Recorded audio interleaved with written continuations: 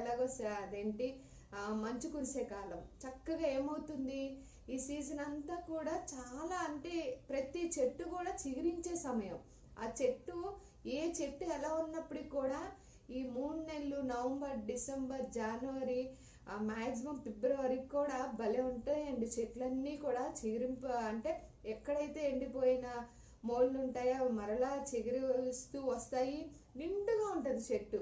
అలాగా దేవుడు మనల్ని కూడా పచ్చిక గల చోట్ల పరుండు చేస్తానంటే, ఎక్కడైతే ఎండిపోయిన స్థితిలో ఉన్నామో, ఎక్కడైతే అన్ని విషయాల్లో కూడా మనం మరింతగా అక్కడ కృషించి ఉన్నాయో, అందుకే శాంతికరమైన జలముల యొద్ద నన్ను నడిపించుచున్నాడు.